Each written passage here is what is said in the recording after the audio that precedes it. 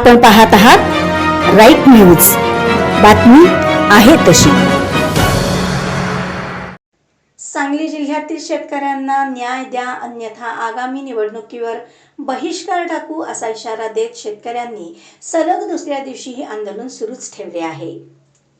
मिरज विधानसभा क्षेत्राचे भाजप नेते मोहन बनखडे यांनी सांगलीच्या जिल्हाधिकारी कार्यालयासमोर सुरू असलेल्या आंदोलनस्थळी भेट देऊन मिरज तालुक्यातील शेतकऱ्यांचे प्रश्न पावसाळी अधिवेशनात मुख्यमंत्री यांच्याकडे पाठपुरावा करून शेतकऱ्यांचे विविध प्रश्न सोडवण्यासाठी प्रयत्न करणार असल्याची माहिती यावेळी बोलताना दिली। यावेळी शेतकऱ्यांनी आमच्या मागण्या जोपर्यंत मान्य होणार नाहीत तोपर्यंत हे आंदोलन असेच सुरू ठेवू आणि येणाऱ्या आगामी निवडणुकीवर सर्व शेतकरी एकत्रित येऊन बहिष्कार घालू असा इशारा शेतकऱ्यांकडून देण्यात आला।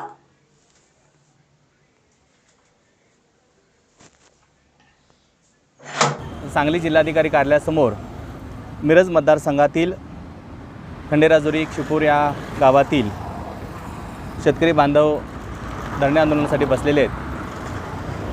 आपण पाहतो की अवकाळी पडणारा पाऊस, दुष्काळ आणि चारा टंचाई या माध्यमातून शेतकरी हा पिचलेला दिसतोय आणि शेतकरी हा कर्जबाजारी होऊन आत्महत्या करताना पाहतोय आपण।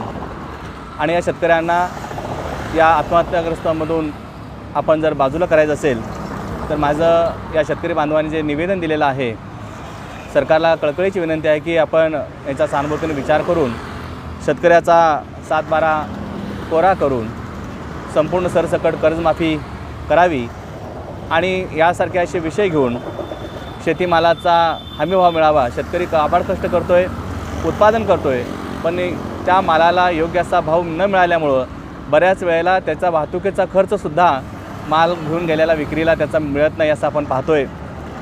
त्याचबरोबर शेतकऱ्याच्या मालावरसुद्धा GSTचा कर लावला जातो आहे। ती 16%, 18% अशी कर्ज GST वसूल होतो आहे आणि शेतकऱ्यांना वर्षाला 6,000, 12,000 अशी मदत मिळते आहे की 6,000, 12,000 मदत देण्यापेक्षा जर शेतकऱ्यांच्या मालावरचा GST कर रद्द केला तर मला वाटतं आहे शेतकऱ्यांना हे आपल्याला जे काही अनुदान मिळतं ते द्यायचं सुद्धा आपण बंद केलं तरी चालू शकतं आहे, परंतु GST रद्द व्हावी अशी मागणी घेऊन शेतकरी माझे बांधव इथं आंदोलनाला बसलेत। आणि सगळ्यात महत्त्वाचा शेतकऱ्याचा जो जोडधंदा आहे, पशुपालन करतो आहे, गाई म्हशी पाळतो आहे, परंतु त्याचं वाढलेला चाऱ्याचे दर, वाढणाऱ्या खुराकाचे दर आणि एवढं करून जेव्हा तो डेअरीला दर देतो, दूध घालतो त्यावेळी 27 ते 30 रुपयेपर्यंतचा दर मिळतो आहे आणि बाहेर आज मार्केटला पाहतो आहे जवळजवळ 55-60 रुपयानं डेअरीमधून आपल्याला दूध विकत घ्यावं लागतं आहे। ही मोठी तफावत आहे। म्हणजे शेतकऱ्यांच्या या मालाला दर न मिळाल्यामुळे शेतकरी आज अडचणीत आलेला आहे आणि असे हे सगळे विषय घेऊन इथले मिरज मतदारसंघातले माझे शेतकरी बांधव आज धरणे आंदोलनाला बसलेले आहेत। मी नक्कीच हे पावसाळी अधिवेशन चालू झालेलं आहे।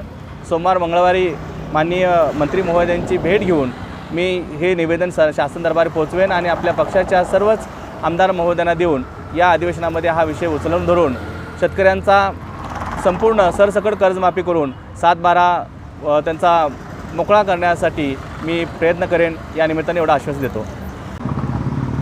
नमस्कार, मी खंडू तानाजी मोरे खंडेराजुरी गावातून आलेला शेतकरी आहे। आमचा जा माननीय जिल्हाधिकाऱ्यासमोरचा दुसरा दिवस आहे अधिवेशनाचा। आजपर्यंत आम्हाला कुठलेही अधिकारी किंवा कुठले पुढारी आम्हाला येऊन आम्हाला पाठिंबा दिलेला नाही। तर आज होंडकरे सरांनी आमच्या आंदोलनाला आज येऊन पाठिंबा दिलेला आहे। आम्हाला आश्वासन दिलेलं आहे की आमच्या मागण्या वरपर्यंत पोचवतो। आज ते आम्हाला येऊन भेट दिल्याबद्दल आम्ही सर्व शेतकऱ्यांच्या वतीनं त्यांचे आभार मानतो। आमच्या मुख्य मागण्या आहेत, शेतकऱ्यांची सरसकट कर्जमाफी झाली पाहिजे।